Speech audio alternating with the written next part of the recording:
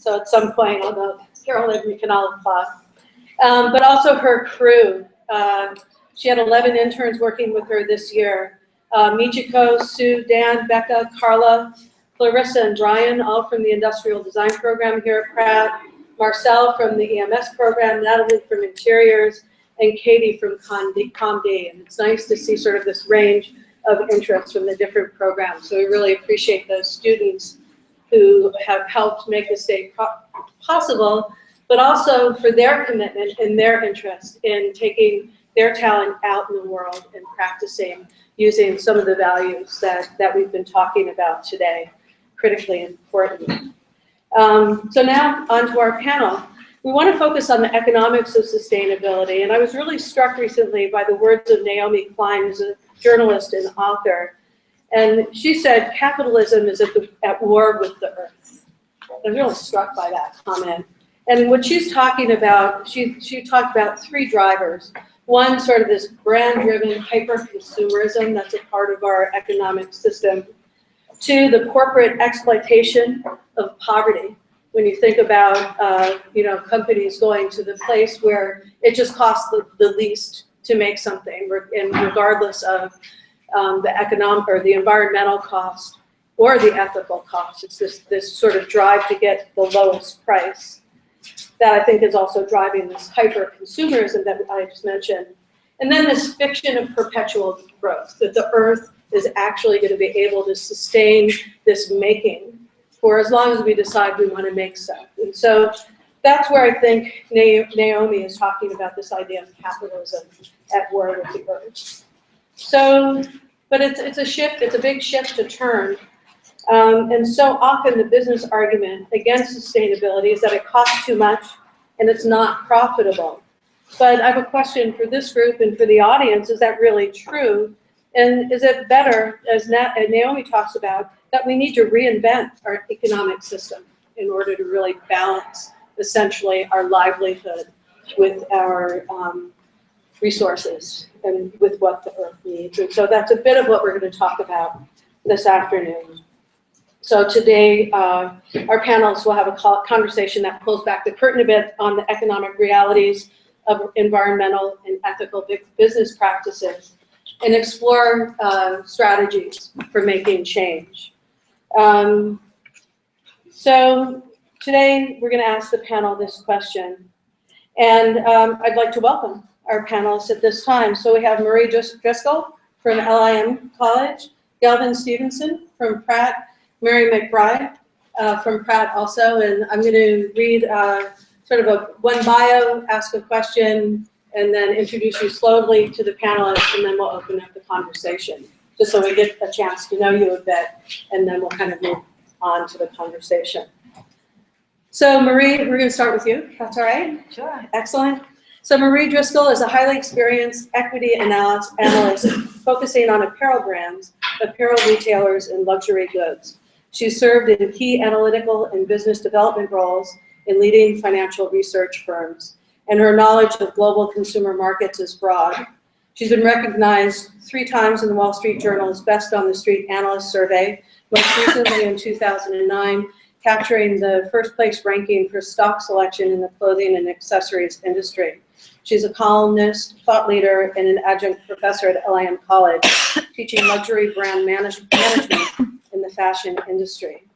So Marie, you've got a broad perspective on the financial side of the apparel industry in particular.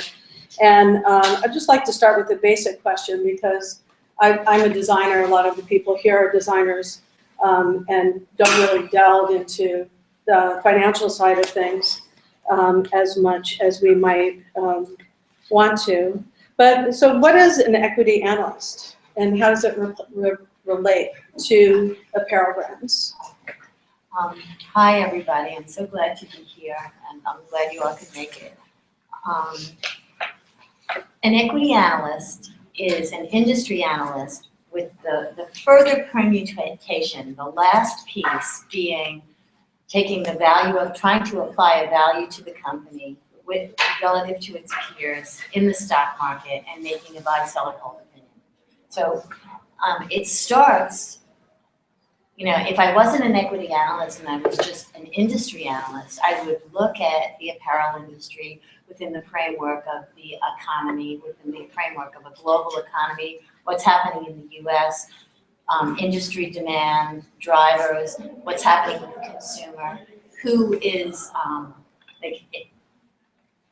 what's happening demographically, income levels. So you look, when you look at an industry, you look at it in terms, you start very high up on a macro level, what's happening in the broad-based economy. You drill down to a micro level of what's happening within this industry. Then you drill down further and say, all right, well, what are the companies that are playing in the industry? So in apparel, there's apparel brands, there's private label, and there's specialty brands. And of course, there's always luxury in there too. So when I won awards based on my stock picks in the apparel industry, it was based on companies like Ralph Lauren, Under Armour, Coach, Urban Outfitters. A lot of these brands that you know today, they were all public companies. But you can do your analysis on private companies, on small companies, on emerging companies. And one of the fallacies of working in the stock market is companies go public, they have an initial public offering, they get funds from investors, and investors want to see constant, perpetual growth.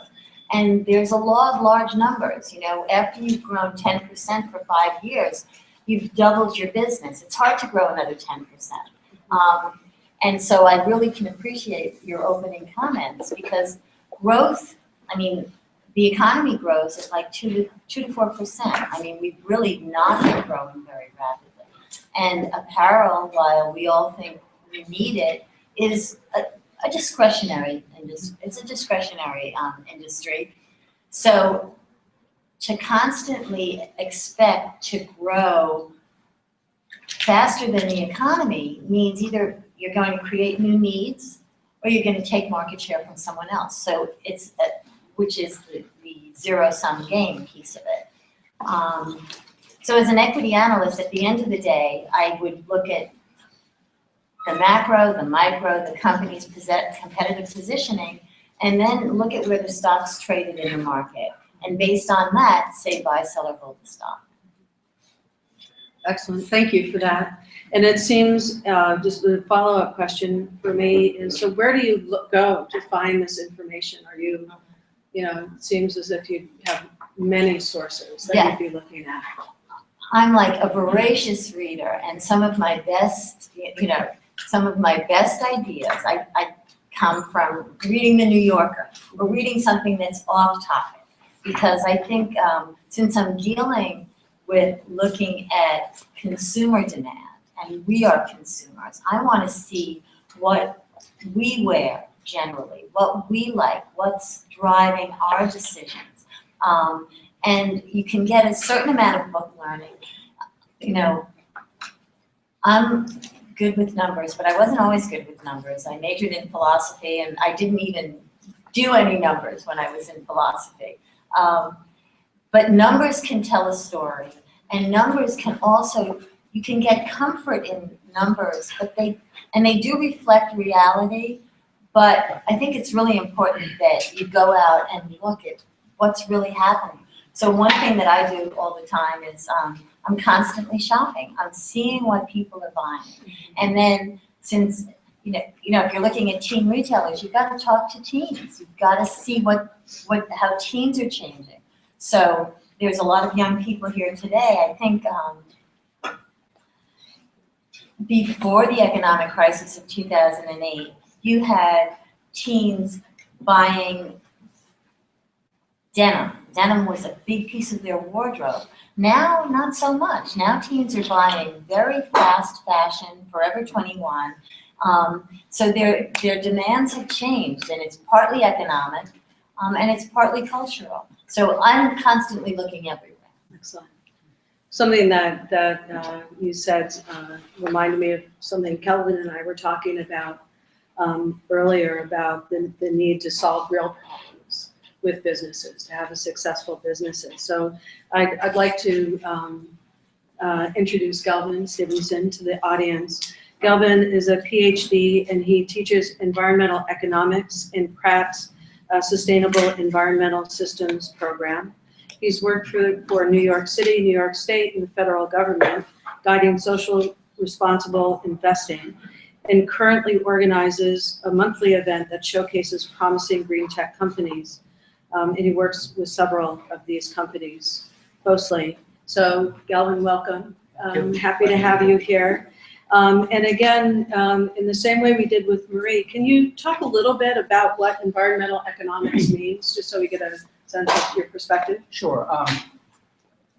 There's several subsets of economics. There's development economics, it's health economics, there's financial economics, and environmental. Each of these just concentrate on that particular field, applying the general tools of economics to that area.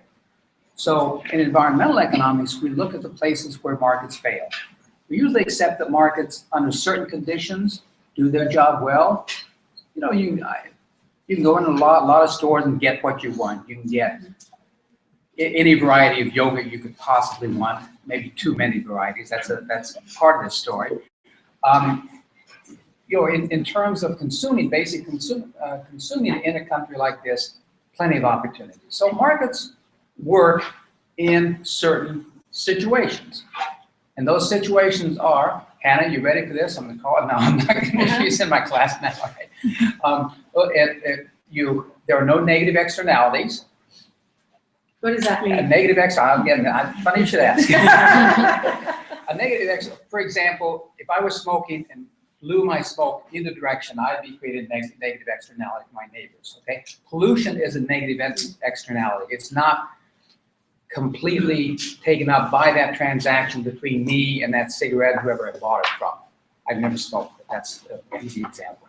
Okay, so that's a negative externality. And you look for solutions for those kinds of things. And in that case, let me give you the other problems first. Another place where traditional economics does not work well is in public goods. Think of Central Park, think of the Macy's fireworks displays. Okay? Mm-hmm. These are areas that if you left to the free market, wouldn't work so well. People can't buy these things individually. Okay? So we suffer from an inefficient demand for those things. It tends not to be enough of them. And then finally, there's a tragedy of the commons, which is a situation like ocean fishing. There's just too much of it, there are no barriers to it, but when there is too much of it, it destroys the entire resource. And we come up with solutions for those, okay? The solution for, I just give you the real brief version of this, of negative externalities, is you gotta get the prices right. And that's often by taxes, often, sometimes by subsidies, but you gotta get the prices right. I mean, think of Bob Barker. Any of you all old enough to remember The Price is Right? Yes? Okay. And for public goods, you need some kind of public provision of those goods. For the tragedy of the commons, you need property rights. You need to create a market. You can't say market is always your enemy, because sometimes it's a very good friend. Okay? But they have to be created and they have to be run in the right way. So you have emissions trading, carbon trading, that's creating a market in emissions. Sulfur dioxide trading, it's the same thing. You create a certain number of allowances, and then you allow those to be traded. You're still getting some pollution, but that way you can lower the cap. This is cap and trade. Okay? You can lower the cap, you allocate them, you can either sell them or give them away. I prefer to sell them. And then the companies can trade these back and forth, where you're saying that's not reducing pollution. No, the trading is not. The trading is reducing the costs, because the least cost pollution, the least cost abater, the one who can do it most cheaply, is the one who will reduce their emissions more and sell those excess emissions to the one where it's more expensive. So if society as a whole is paying less. And why wouldn't you just, may I ask a question? Why wouldn't you just not let them sell and push the other ones out of business? Right, and because they know how to produce without making the detrimental emissions. Mm-hmm. And couldn't they then, rather than sell the right to produce X amount of negative. Right. Well, if they were all producing the same thing, Mhm. you could do that, but they may be producing different kinds of things, so you don't want to put them completely out of business. And it could be that cost advantage doesn't go all the way down the Right. production curve. When you're producing just a few units, those Right. costs may be different. So it's a little tricky, although it's tempting sometimes. Get rid of that. Let's see, strategy of the commons is, and then fishing, for example, you can set up individual fishing quotas. You can either do it spatially, say you can only fish in certain areas. A lot of regulations for fishing have not worked well. They say, you can only fish certain weeks or certain months out of the year. Well, they just bring in bigger boats and more boats and just fish more anyway. So the timing doesn't work very well. Other examples of things don't work well. So individual fishing quotas tends to be where we're moving with that, where you do the same thing. It's like a cap and trade. Am I going too long? No. Okay. We're just about ready for the midterm, so we'll. And then we do other things like we look at social choice theory, like the prisoner's dilemma. Mhm. And I don't know if you know about free riders and the like, but if you have, just take a simple world model where you have Europe and the United States, and if Europe reduces its emissions, we gain, the United States gains, even though we're not doing anything, Mhm. because the way pollution works around the world. And that's called a free rider. And you have the same thing with things like National Public Radio or public television. People can enjoy the good without paying for it. And I think with NPR, it's like 5% of the listeners pay or something. It's That's true. Really, that's what I've heard. Anybody have a better number? Then I guess we'll accept my number. So that's what environmental economics is. Thank you so much. I have about 5 million questions I can ask you on this, so for me, I better take your class. So now I'd like to introduce Mary Mcbride. Mary has spent her career researching, redesigning, and refining the meaning of design and its potential to incite positive change within organizations and the world at large. Her professional business experience spans several areas, including marketing, strategic planning, design management, operations analysis, and organizational development. Mary consults on innovation and leadership with major organizations worldwide to effectively implement strategies for planned change. The name of one of your initiatives, companies, is Strategies for Planned Change. Mary is chair of the Design Management, Arts and Cultural Management programs here at Pratt, and has been a mentor of mine for over close to 20 years. You're doing so well. Thank you. I'm getting better. You are getting better also. Really. I always say that, she got me into this. I remember at one point Not saying, getting you out of it. We need I don't have time to do this, so you do it. I think it's pretty directly the quote. And so, and I appreciate it because it gave me a focus and direction that has lasted quite a long time and is very fulfilling. And his position, Pratt Institute is one of the leaders in sustainable design. Yeah. Thank you. Thank you for listening. And so first I want to ask, what does a strategist for planned change do? What does that mean when you go in and think? I know these are big, broad questions, but just to give people a sense of who you are and how you're thinking about the world. Well, I'll answer it in terms of my firm, Strategies for Planned Change. What Strategies for Planned Change doesn't do is tell you what to do. So there are people who will come in, and some of them based on some very good numbers will come in and say, this is the change you need to make. And very often they do that because they're looking at your competition, et cetera, et cetera. We look at what you want to do, and then we say, well, if you really want to do that, here are the risks, here are the potential rewards, and here are the kinds of things you need to do to make that change actually graft onto your organization and be sustainable. Because so many people talk about innovation. We have a course in innovation and change.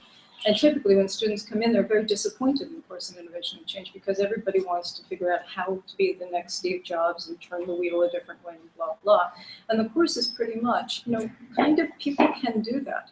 What they can't do is turn it into Apple.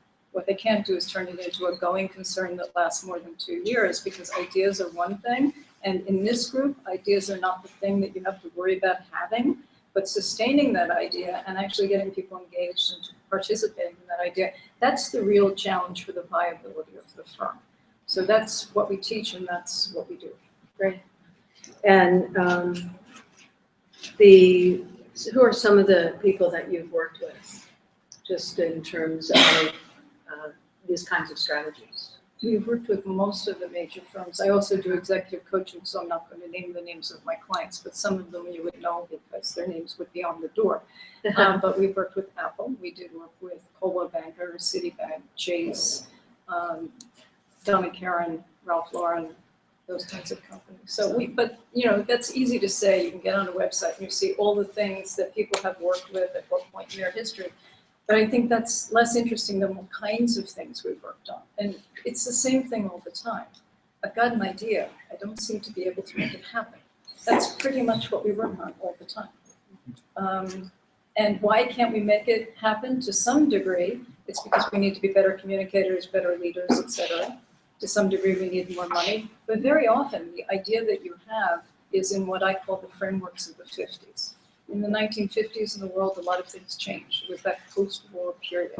And if you try to operate within those frameworks as you go into the second decade of the 21st century, I think you're going to run into more obstacles than you will opportunities.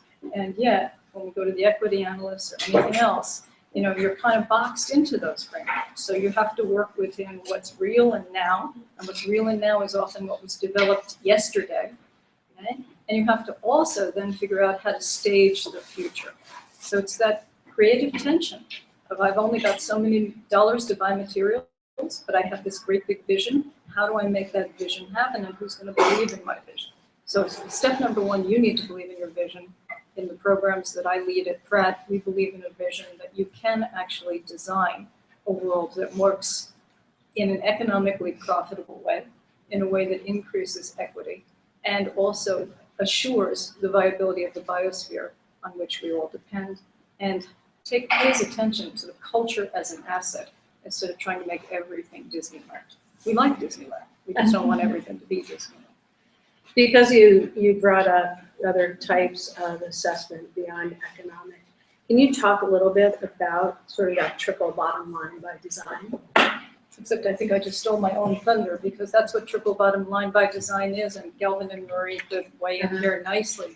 You know, most of the world right now is organized around the creation of one kind of value. You're not, by the way, I think, for the most part, organized around the creation of economic value. If you're really creative, you're organized around the creation of a value that seems important to you aesthetically, for every other reason, then you're trying to put a price tag on. But in between, you have to control your costs. But that's part of why art and design and culture are marginalized in a conversation that's global and is largely about, in quotes, the economy. So one of the things we talk about in the program is if you want to run a business, you have to be profitable. Everybody who's working in this room wants to get paid, right? So if I don't run a profitable business, I cannot pay you. And it's a terrible thing, having been there and done that. It's a terrible thing when you can't make payroll. You have to make terrible decisions. So you want to be a going concern, you want to make payroll, and we say in the programs, we begin, whether it's arts and culture or design, with the creation of economic value first. That is our primary objective. The thing that makes us different from MBA programs is we don't stop there, because we think, really, you can do that. You can be trained by people like Galvin and Marie and other people. You can be trained to create economic value. But creating economic value will not create more equity in your organization or in your world. And if you don't have a more equitable world, we will have more terrorism, we will have more countries going offline, we will have more refugees, and you will have more people in your organization who leave their jackets on the back of the chair and just hope you don't catch them trying to do something interesting. And if we don't have a biosphere, I don't think I need to spend much time with that one. If you actually don't have a life support system, right? And also this thing that sometimes goes unnoticed, culture. You want to live in one place as compared to another place because it's a cultural feeling of the place. You know, I was just talking to somebody who says, you know, designers are defecting from Washington, D.C. right now, and tech people are leaving Washington, D.C. because the art and culture really doesn't seem to be taking down there. But they're moving to Detroit because the art and culture is actually taking there. So technology and design can do something as long as they have an affordant environment. So that's what triple bottom line by design is all about. We believe you create economic value, create equity, and you create environmental viability as you respect culture. And you can be more profitable by doing that. One line on that. Everybody wants to buy something that's got a brand. Most people are interested in that. Those are the stocks that Marie looks at. This is a brand nobody wants to buy anymore. And every time I hold it up, they think I'm 20 years older than I am, but I'm really not. Rodrigo, Dawn, you know this, right? This is just my favorite toy, and I'm not giving it up. As far as I'm concerned, it's a great design trapped in a bad company. Okay? So that's one of the things that we need to look at, how to deal with the fact that this brand equity is significantly diminished right now, and yet it's really not a bad product. If I don't trust it, I won't buy it anymore. And what people are more and more coming to the conclusion of, I don't trust your brand. Can I just use a horrible example for one moment, and we won't go into it? German wings. Okay? Right now, that brand has no trust value. And you cannot be a brand in the 21st century without having trust value. And you can actually measure trust value. Actually, there's a new thing that I'm sure people to my right could say a lot more about that. If you're an accountant, if you're doing the books for a company, you have to really pay attention to generally accepted financial standards of accounting. But now there is a new thing coming in called SET, that's FASB. There's SET, she loves to talk about that. SASB, Sustainable Standards of Accounting. So when the accountants begin to measure things that they didn't measure before, then you're going to begin to see the value of design, and you're certainly going to begin to see the value of the biosphere. But right now, that's not so obvious. That's So triple bottom line by design. Can I great. just say one thing? Sure. I promise, and I won't say anything after this. I love Naomi Klein. I think she's marvelous, and climate change is changing everything, absolutely. And if you don't like capitalism, what's your next best idea? I think too many times creatives get themselves in trouble by using words that we really don't understand. So it's worth just going to the dictionary and looking it up. There's nothing intrinsically wrong with capitalism. There is something wrong with corrupt, under-regulated crony capitalism. And not every country in the world engages in that, and not every company in the world engages in that. So the question we ask people is, what kind of a capitalist do you want to be? How do you want to use your capital? What do you want to do with it? And we think you need to invest it in a triple bottom line plus your culture. Thank you for that. I think that's a really, really important distinction. And a question that we ask everyone in the accelerator, you know, how are you defining success? And how does it go beyond just the dollar? But I want to pass it to you all. Can I just say one thing about that?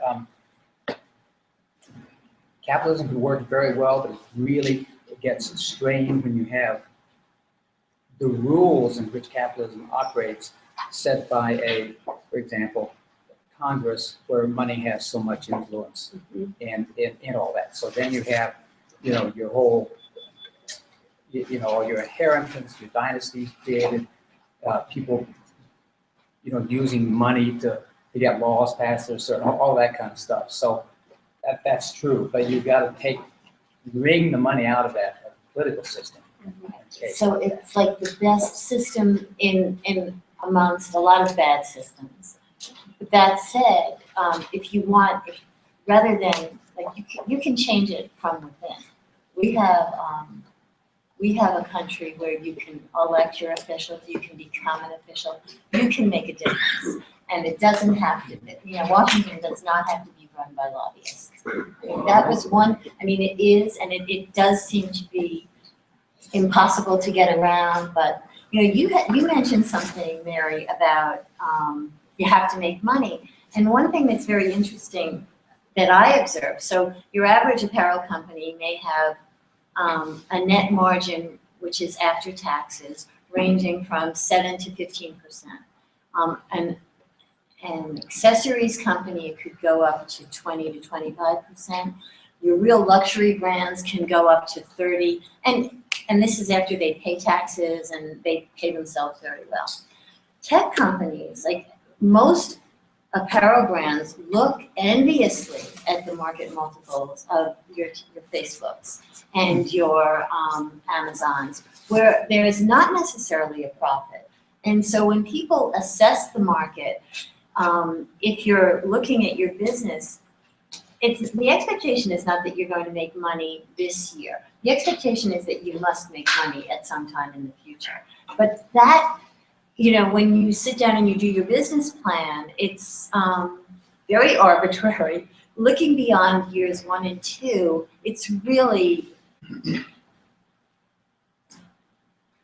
it's a guess at best. And even though the biggest organizations do it, it really, so many things change within the business that you're in. I mean, you could go to war.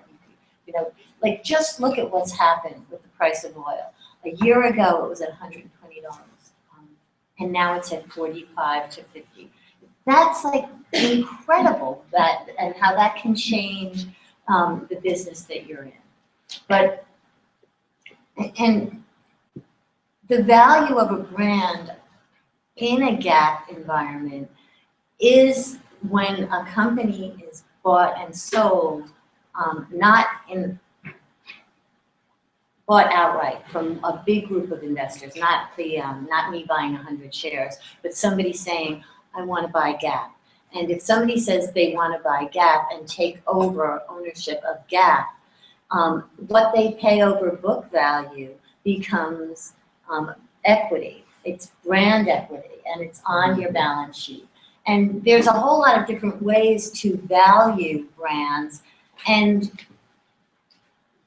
accounting is just numbers, and numbers are determined at a moment in time, and tomorrow the number could be different.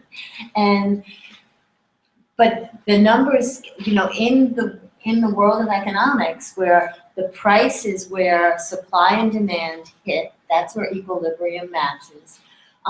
There is something, if you're selling Ralph Lauren, it's part of what you're selling when you're selling Ralph Lauren is an aspirational dream of an American lifestyle. And it's not just the clothing. It's not just the shoes or the handbag.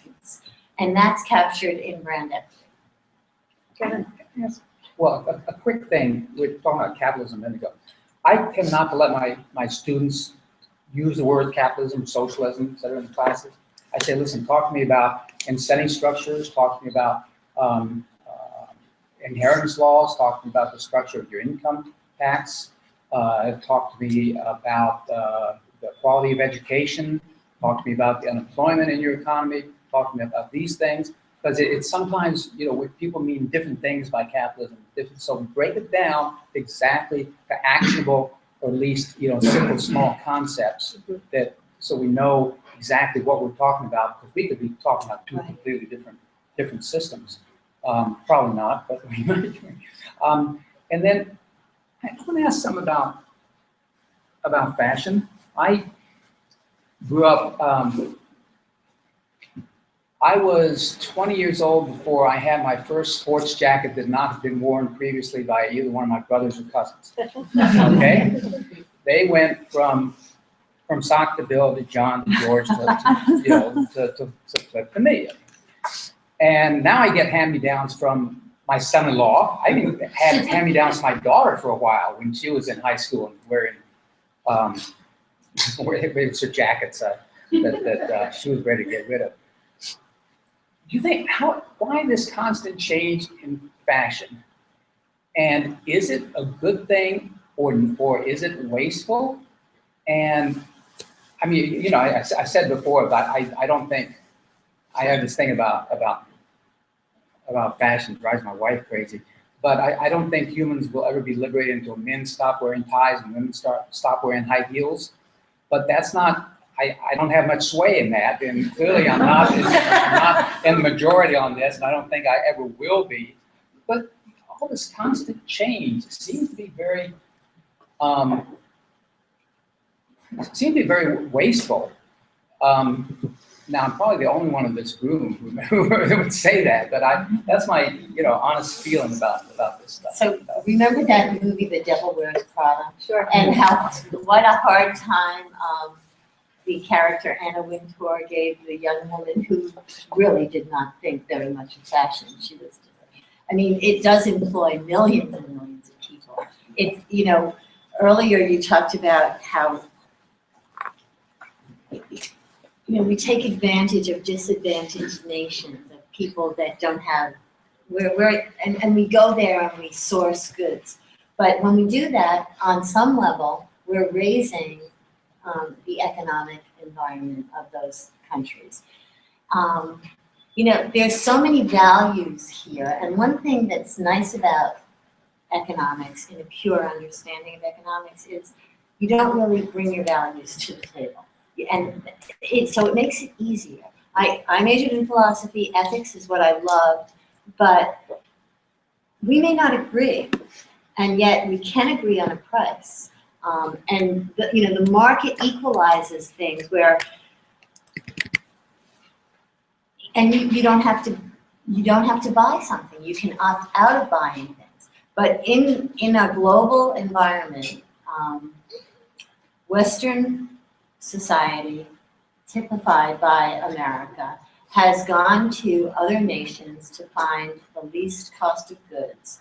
And so, you know, we went to China, then we went to Vietnam, we've gone to India, we're going to Africa, and we just, but one thing as a student of the apparel industry is, apparel is one of the first industrial activities of a developing nation.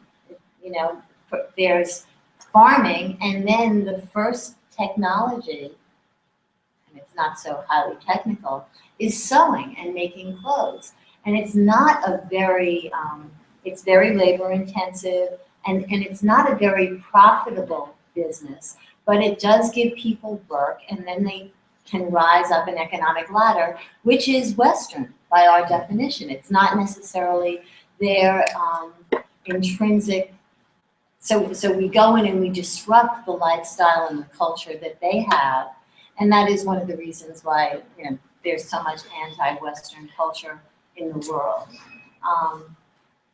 It's interesting when you think about clothing, and I don't think people realize how many hands have actually touched the garments, that they're very human by nature, in terms of, it's not like the cell phones or these other things that are stamped out. There are real human hands running these sewing machines. And the thing about, like, fashion has been a part of us as human beings going back to Adam and Eve, right? As soon as they left the garden.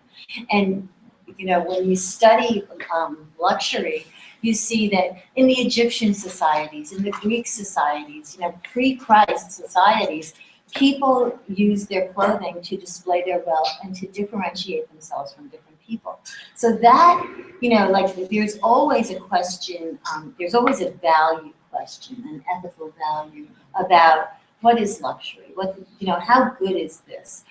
And yet, the artisans that create luxury create incredible art, and we all benefit from that. So it's almost like everything you look at has a double-edged sword. It's not, you know, you can look at it from both sides, and your role as a consumer is to be nuanced in your thinking and make good choices and realize what your choice, the ripple effect of your choices, as opposed to fashion isn't good. Because somebody once described fashion to me as folk art. Mm-hmm. I can get that.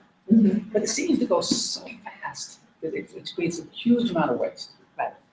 And faster and faster. But I want to go back to something that you said, Marie, which was that we can agree on price, but we can't necessarily agree on values. Right.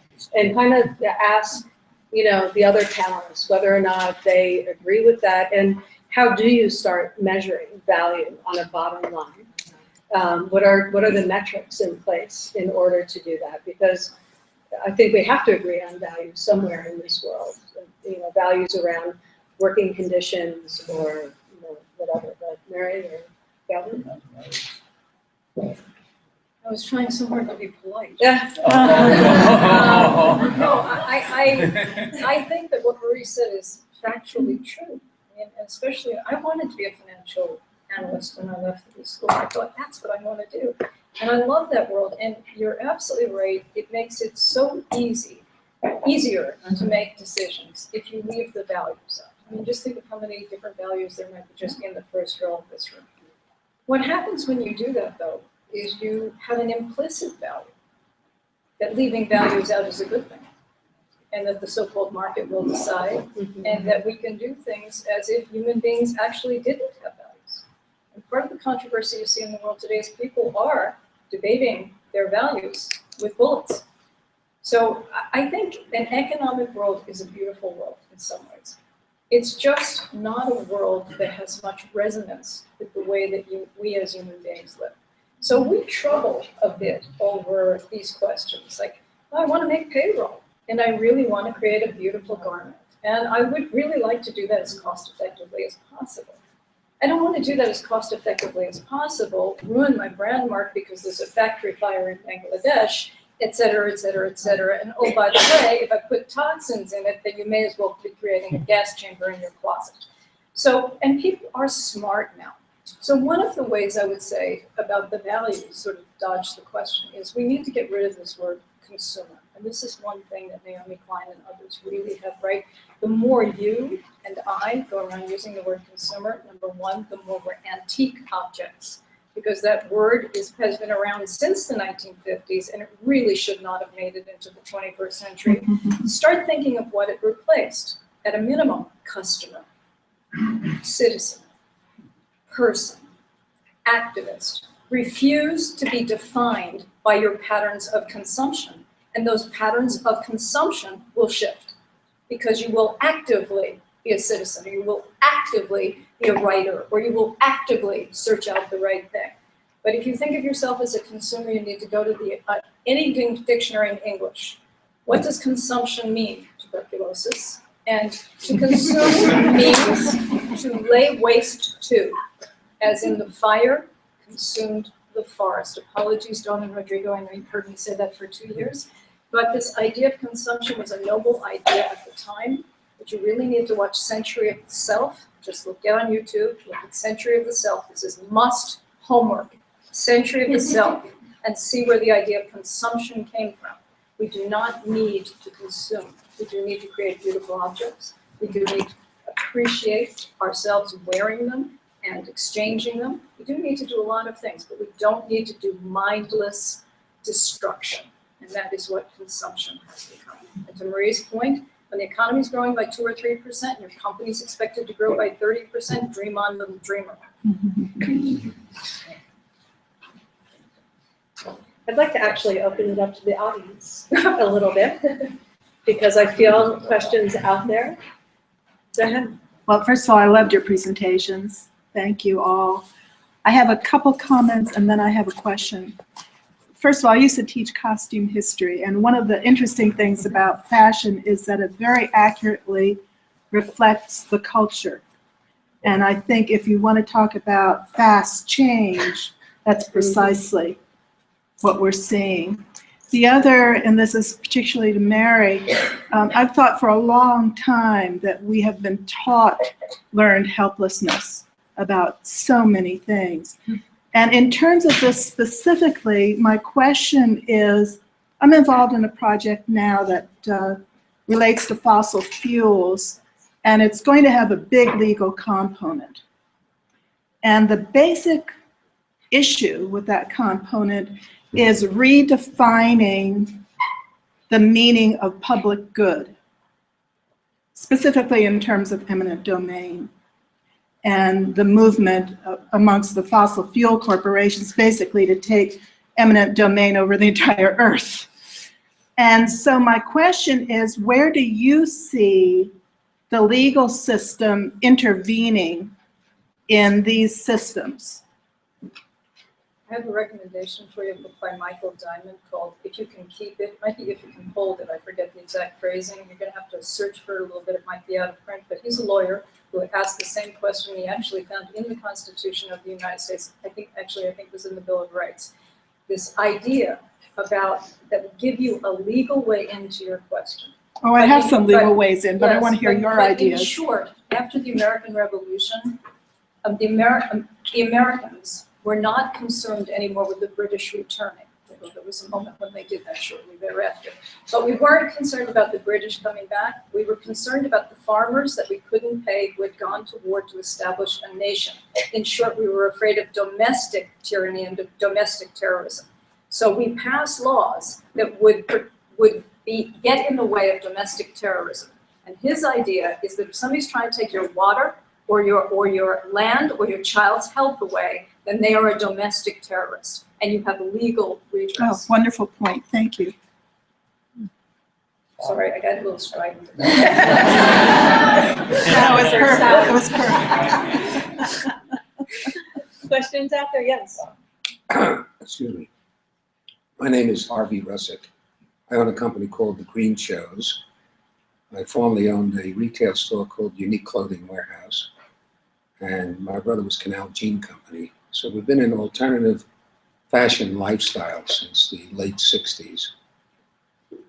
My experience is that alternative lifestyle was a sociological identification movement. It was a generation gap between our parents and our grandparents, the Second World War, the Depression, and we thought that anyone who was 30 years old had it, you know. They just didn't understand where we were coming from. We wanted to have the freedom to choose. We wanted to be something that we were told we couldn't be, whether it was gender or whether it was civil rights or whether it was whatever it was. And that became the movement. And we imagined this with music and dance and consciousness and so on and so forth. And we gave birth to something that's still ringing the cash registers: casual clothing. We basically self-destroyed tailored clothing. And tailored clothing didn't have that much of a life because it came along with ready-to-wear. The whole thing is 100 years old. We were all organic 100 years ago. Then I read a quote recently which I think summarizes what I could say in the next half hour. In the 19th century, when someone went into business, they put their name on the business. They said, I want to do the right thing. I want to be respected by my community. I wanted to have my family in the business, hence the department store phenomenon, 150 years of department stores. And then let's zoom into what the millennials are saying when they're thinking about going into business. How much money can I make? How powerful can I become? Can I buy one of those penthouses for $40 million? So sustainability is the answer. You see it through every aspect of our commerce and our personal life. That's the word that seems to have stuck to the wall in the dozen of so words that have come along. But in order for that to happen, as Marks and Spencer, who published a white paper recently, last year or two, and they said, as much as we wanted to do it, that's a department store in England, in London, they're vertical retailers. They have about 1,400 stores, and they manufacture their own merchandise. Clothing and food is their big thing. Anyway, they said, and they were leading the charge to become a sustainable department store. And then they came to the realization is that it's only a very small percentage of the people on this planet that are having this conversation. So their supply chain doesn't understand it. It's going to take 5, 10, 15 years for it to evolve. Their consumers or customers don't understand it. They want to buy what they like, what they're accustomed to. It's discretionary. And their employees don't like change. They're afraid they're going to lose their job. Well, this is so interesting because this is what you and I discussed when we first met. And we could, things change and people change. And I love the idea of a tipping point because the more people talk about something, the more it has the opportunity to invade your consciousness, become part of your Gestalt. well, it could become part of what you think about when you make choices. It becomes part of the options. And with the internet now and the ability of an idea to get, to hit millions and millions of people like that, the tipping point is around, it could be a minute away for a number of things. Certainly the fire in Bangladesh was a tipping point, and it elevated again how horrible the supply chain is and how unsustainable a business model that is. But lots of consumers don't want to pay the additional price of what sustainability means, what it entails. And like, we worked through a little mathematical exercise of it. And if you just think about a piece of goods that cost $100, it's selling at retail for $100. 25% of it is the cost of goods, so that's $25. 35% is marketing, it's $35. 10% is distribution, so that's $70 there. Let's say the company then, and this is very simple math, has a pre-tax margin of 30%. And remember, 25% or $25 was the cost of goods. If we say to source this ethically, we have to increase that 10%. So it's going to go from 25 to 27.50. You throw off the whole scheme for the retailer, because all of a sudden, if they don't change their top line price, they're going to eat that additional $2.50. So instead of having $30 pre-tax, they're going to have $27.50, which destroys their margin by 250 basis points. Is everybody with me? Okay. On the other hand, if they raise their price dollar for dollar just to adjust for that $2.50, their margin decreases 70 basis points from 30% to 29.3. And on Wall Street, no one wants to see that. And that's a very isolated example, because through the supply chain, when one person makes an increase in a price, everybody else wants to add on the increase, because the world is looking at these business returns not in dollars, but in percentages. They're looking at operating margins. They're looking at net margins. So it becomes, it behooves us as various stakeholders, either as employees, as purchasers, as people that can make a difference within an organization, to say, this makes a difference. We want something ethically sourced. We don't want to think that women are working more than 8 hours a day. If they are working 8 hours a day, we want the adequate childcare, on the facility. There's so many things that we can do. Now, consumers have balked when that $2.50 increment expands to a $10 increment, because it's like, that's not right. I think that it really, I've just been through the first quarter of all these companies reporting fourth quarter results, and companies as varied as American Eagle Outfitter, Macy's, Nordstrom, and more said on their calls that they are investing in the future. They have to invest because the way we shop is different than ever before, and we want what we want when we want it now. That's the way the American consumer is, and that's the way Europeans are. If we want to buy it online, pick it up in the store, we'll avoid the shipping charge. Well, to hear all these companies say we're investing because we have to grow the top line, we have to grow our sales, and we're not going to guarantee a margin.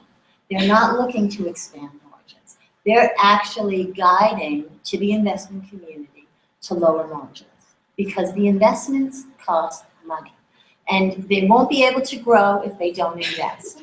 And so I think the investment community is starting to hear American companies in old businesses like apparel say, we've got to spend to make money. And I think it's just the next thing to say, but we've got to spend on ethical sourcing to keep our customers and make money. And I really think that that possibility is now. Great, I'm May gonna, I just respond? I'd like to make room, It's really to the point. okay, I'll make it as simple. Okay.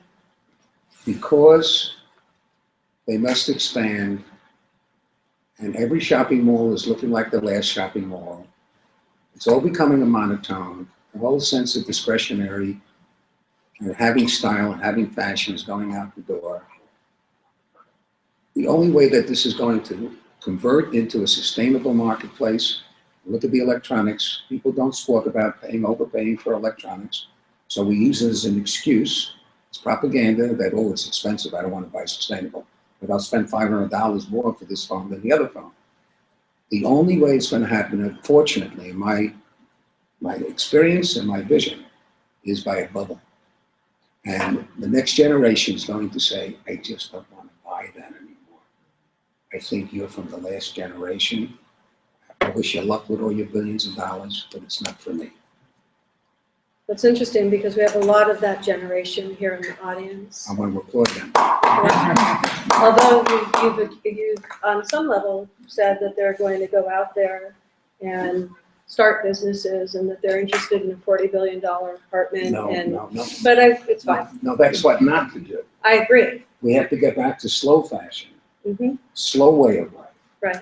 That's what we have to do. So, but I'd like to ask the audience out there, you know, where are you coming from when you start to think about moving into your future and starting businesses and participating in the kind of the economic system that's in front of us? You know, what are your motivations and goals? Where are you coming from? I see a hand over here.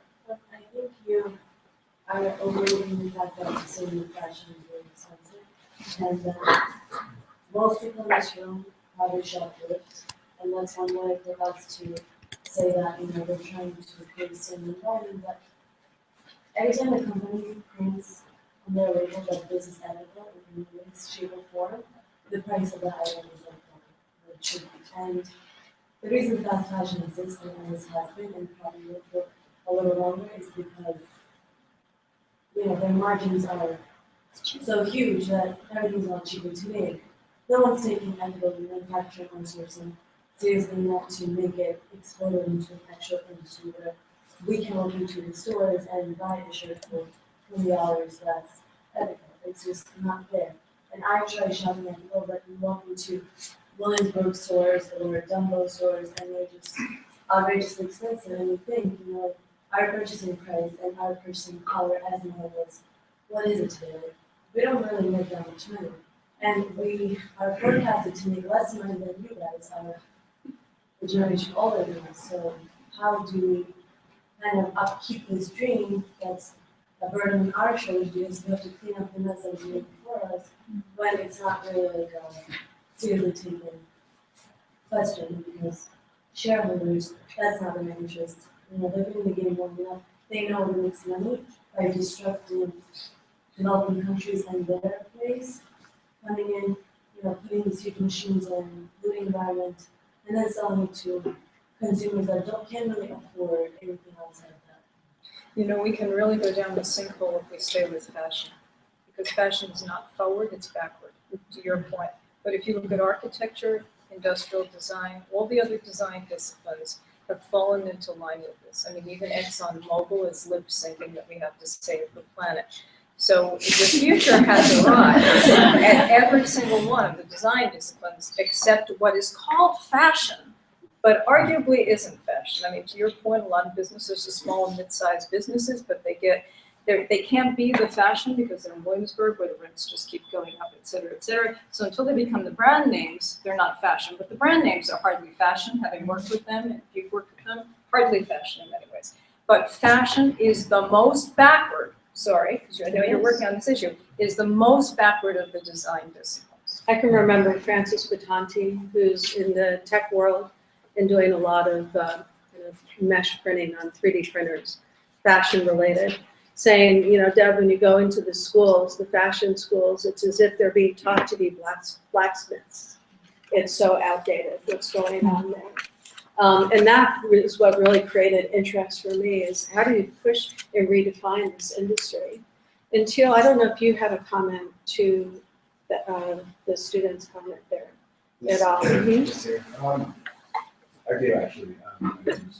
So I think ethical fashion can be not as affordable as something 21 or something like that, but you can definitely bring the cost down much lower than you see many of the stores selling ethical fashion for. And I was actually going to ask you whether you think that the costing structure that you laid out is still relevant these days, because we've had enormous efficiency gains in marketing and distribution online that really haven't seemed to have been reflected in that costing structure. And when you sell, for instance, direct to consumer, you can pick out all sorts of markups, but you can redistribute those savings to the way you do business in terms of labor standards, in terms of materials. Sorry, I'm losing my voice. And I think that you can use that room to maintain your margins while vastly increasing your ethical standards. So I think that we are going to see, as that kind of gets digested, the greater efficiency that we're seeing these days in business in general. I think that we're going to see costs come down quite a bit. Yeah, you don't want to have a race to the bottom where, what cost $5 last year costs $4 this year because you're just making crap. That's not fashion. Nobody wants that. And one of the things that makes it so hard, if you have a strong apparel brand, you can go direct to consumer. If you don't have a strong apparel brand, you really have to go to the retailer. And the retailers are wringing the profits out of the apparel brands or the apparel manufacturers. So, while apparel brands that I watch, between 10 to 30% of their sales are online, the business is still stuck in yesterday, and that the fact that there's all these retail locations that are not profitable, that include incredible overhead and labor and just a lot of costs. So like I did a report recently where you're probably going to see a lot of store closures. It's just, we're over-stored. There's too many stores. We don't need so many stores, and we can buy online. But it becomes hard to how do you get visibility online if you're not a known brand? Can I respond to that? Sure. I think we're actually seeing a wave of small companies that are bypassing the traditional retail structure and going directly to consumers. Up and coming right now. Everlane did that. Warby Parker did that. Unfortunately, I think a lot of those companies, what they're doing is they're taking the savings and they're handing them right back to the consumer. They're saying, we'll give you the exact same conventionally produced, object. We're just going to give it to you for cheaper. And that's how they get a lot of market share. And that entrenches unsustainable production practices. It's basically saying we're going to produce it in the exact same way and just sell it. But you could flip that model on its head and you could say, we've got all this momentum going directly to consumers. We're going to take the savings of the direct consumer model and put it into our production practices. And that means having the people at the top of those organizations with values. And that's where what Mary said makes a difference. It's like economics is almost just like two-dimensional, whereas we as people are four-dimensional, if not more. And so you need, if you're running Warby Parker, why are you not putting, and I don't know that they're not sourcing ethically. I bet they probably are sourcing ethically. But so why is fashion so backwards given the Lobby. Oh, why? I'm sorry. Yeah. It's like, I think we're discussing sustainability. Yeah. And when I was discussing sustainability in fashion, sorry for cutting out. I'm actually more interested in listening to like a previous question, like what are younger generation if you want to start a business, Debra? moving into like sustainability in agriculture or like in architecture. Well, I think Mary talked about it a bit. I think the other industries, when you think about architecture, design, and industrial design in particular are taking a harder look at that, and fashion is very slow to move forward. But I agree that in terms of kind of pushing the conversation back toward, so again, where are the younger audiences looking at focusing their careers and making change? I mean, where are y'all heading? Well, I won't say I'm not a fashion industry at all. I just find all of this conversation fascinating. I think that there's a big movement from what I see in the young people that want more purpose. So they don't want a paycheck, but they want a job that they're excited about. They want a job where they can bring ideas to the table. So it's not just about us, because the person at the top have a vision of sustainability, but they bring that there. There's a B Corp movement that's doing a lot in terms of getting companies to integrate some more important values than just the bottom line into their business models. So I think that there is a lot that's happening. It still needs to reach scale, right? So it's not competing yet necessarily with the big, the sort of more traditional brands, but Patagonia is huge, and they're a B Corp, and they have an amazing supply chain. They recycle everything. So I think that there's a lot of potential out there, and I would love to hear your thoughts a little bit from the audience where they stand, but also from you in terms of what can young people do? Like what can we? I've heard people say, "Oh, as consumers, you have a voice," but it feels like you're just one in a million. And so sometimes I feel like it's helpful to remind people that maybe it is doing a shout out to certain brands, or using social media, or coming to events like this, or whatever it is. Because I think all those things can help us reach a tipping point that we're mentioning. Great. So I'm not going to say. Thank you for that. We'll get a couple more comments from the audience, then I'm going to throw it back to the panel. Yes, over there. Just to build on what you were saying, I think that a lot of the people in this generation are really interested not just in ethics, because that is becoming kind of a word in some cases, but transparency. And we want to know all information from the very base to the very moment of purchase.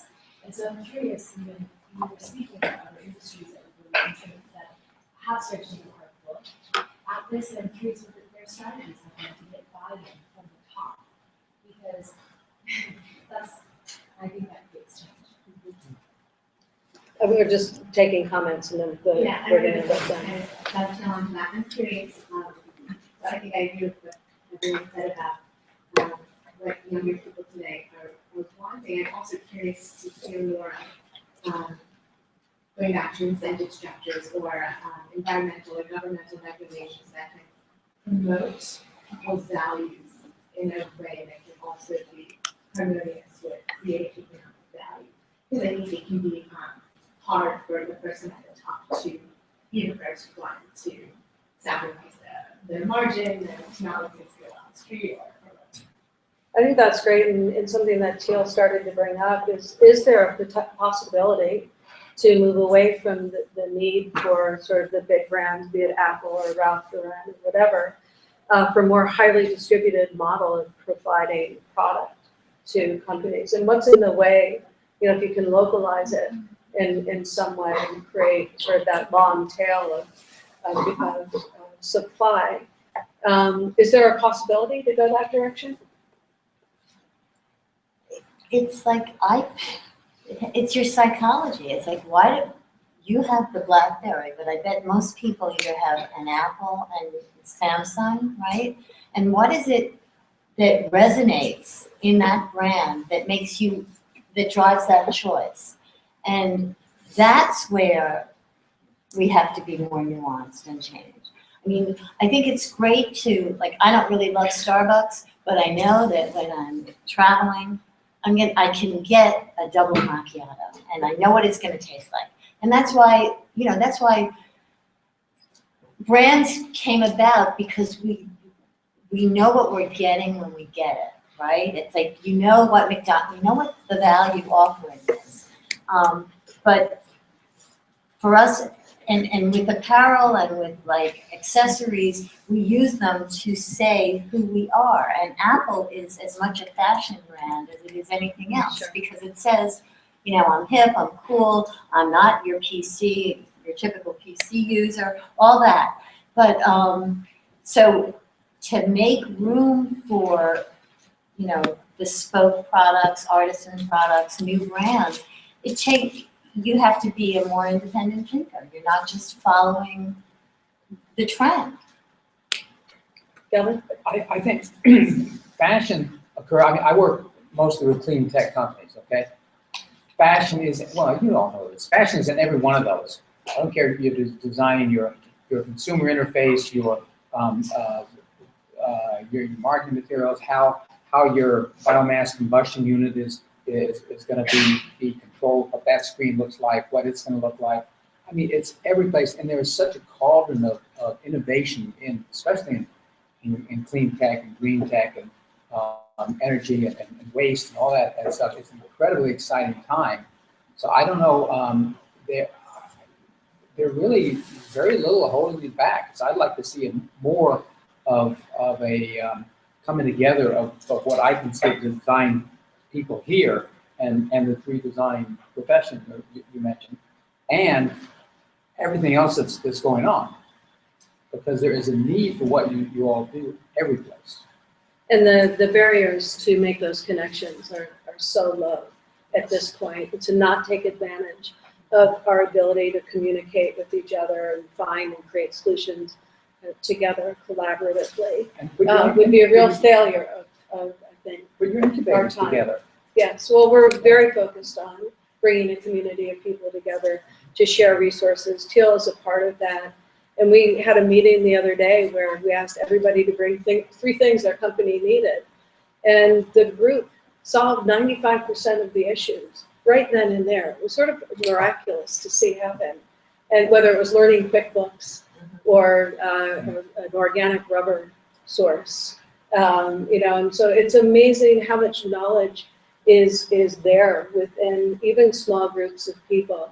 I see that you have a question, but I've actually promised to wrap up on time, and we'll have time to talk afterwards. So I think the big thing I would say is take it on, and if you have a problem that you see that's worth solving, find the people that can help you get there. But as is tradition, I'd love to hand it to Mary to kind of wrap it up, because you're a great wrapper-upper. And then I wanted to make sure, because I know you're on a timeline and we're right at 4:14, to give you a little bit of the last word. I think take it on is a great way to end. I've been thinking about, so I would have liked to hear more from what's going on in your heads. I think we can almost turn the question on its head. There's almost no way to go forward the way we are. It's time to recognize that. And I would say that one of the ways to recognize that is purchase with purpose. It's your money. You spend a lot of it. Don't have much of it. Purchase with purpose. Whatever purposes do you have, I want to look fabulous for my date on Saturday night, or I want to get the $23 t-shirt because I don't want to pay $25. Just have that thought in your mind. And remember that there's a difference between capitalism and crapitalism. And as designers, you see a lot of crap. In fairly said, you don't want it near you. And lastly, the more healthy you get, the more you don't want junk in your lives. So to the degree that we're purchasing without mindfulness and we're doing all this monkey dance stuff, it means that we ourselves are not really well. And there's a time to address that. And as we go into recovery as a species and stop soiling our cage, which is one of the definitions of a deranged species, then I think the future will fall on us. It's not just heading toward us. I don't know what you've seen, that the global warming campaign has changed its name from global warming to global dying. Global warming was one of the worst campaigns ever. Everybody wants a bathing suit. Once you move to the great collapse and global dying, you're going to terrify a few people, but you're also going to start to get attention. So it's easy for me to say, because I can prove it in fact, and Marks and Spencer and H&M and other companies that have tried to be sustainable haven't stopped trying to be sustainable. We're doing what each of us do in our lives, which is we make an experiment, we evaluate the success of that experiment, we experiment again. You don't make one experiment and expect, fingers crossed, it's going to be all different. So we're in the great experiment now. Just don't let it be the great experiment on you, as Deb said. Just go for it. Thank you.